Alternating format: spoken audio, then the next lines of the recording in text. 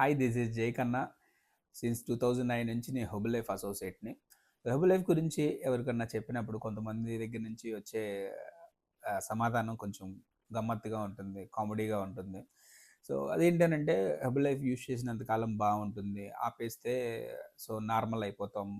లేదంటే కొంతమంది ఏమన్నా హెర్బల్ లైఫ్ వాడేశాను, ఆపేసిన తర్వాత ఇంకా ఎక్కువ బరువు పెరిగిపోయానని చెప్పి అని అంటా ఉంటారు.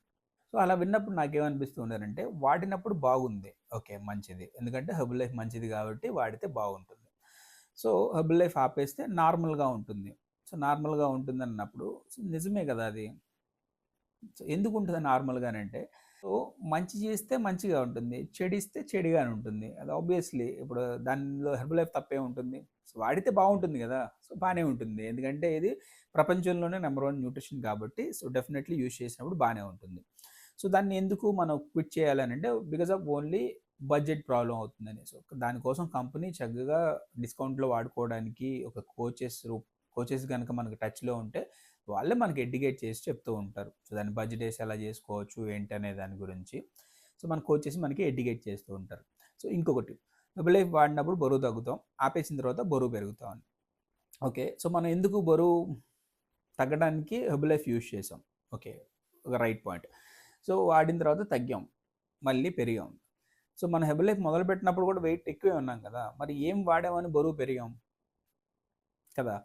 సో, జనరల్‌గా మనం అనుకునేది ఏంటనంటే, ఇది ఆపేసిన తర్వాత బరువు పెరిగామని. ఆపేయటం వల్ల బరువు పెరగట్లేదు. మనం తింటం మళ్ళీ మొదలుపెట్టడం వల్ల బరువు పెరుగుతూ ఉన్నాం.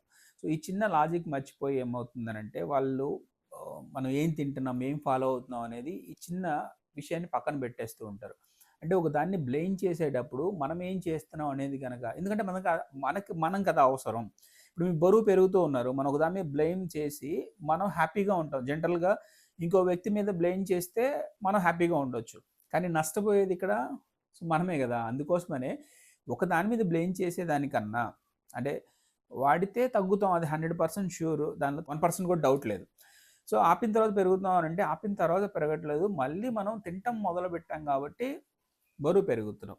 సో, దాన్ని మీరు మెయింటైన్ చేసుకోగలిగితే ప్రాపర్ కోచ్ దగ్గర ఫాలో అయితే ఆ కోచ్ అన్నీ నేర్పిస్తూ ఉంటారు.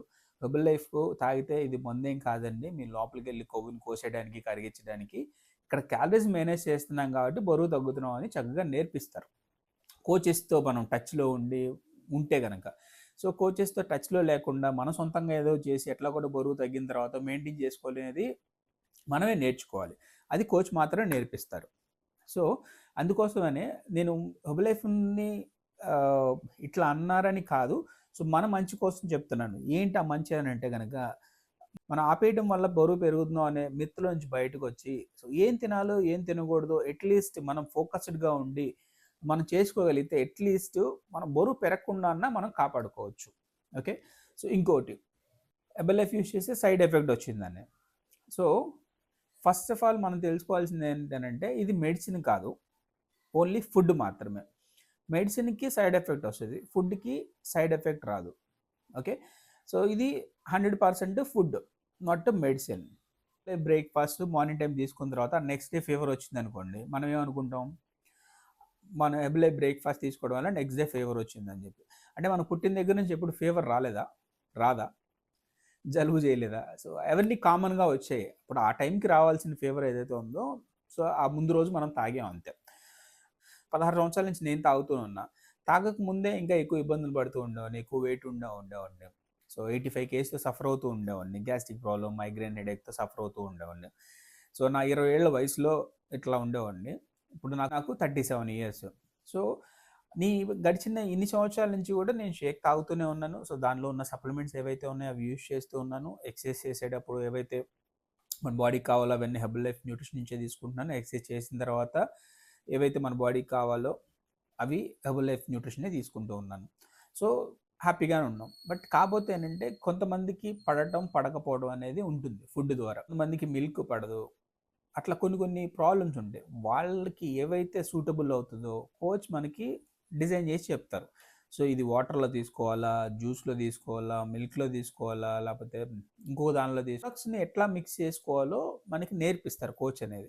అలా కాకుండా మన ఇష్టం వచ్చినట్టు మనం ఫాలో అవుతూ ఉంటుంటే సో, అది డెఫినైట్‌లీ రైట్ వే కాదు. ఓకే. హెర్బల్ లైఫ్ న్యూట్రిషన్ అనేది ఓన్లీ ఫుడ్ మాత్రమే, అంటే మెడిసిన్ సైడ్ ఎఫెక్ట్స్ రావడానికి.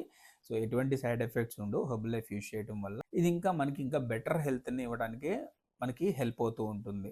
ఇది సెల్యులార్ న్యూట్రిషన్ అనే ఒక టెక్నాలజీతో తయారైంది. బేబీ సెల్కి ఏవైతే కావాలో ఆ బేబీ సెల్కి కావాల్సిన మంచి న్యూట్రిషన్ అనేది హెర్బల్ లైఫ్ అనేది అందిస్తూ ఉంటుంది.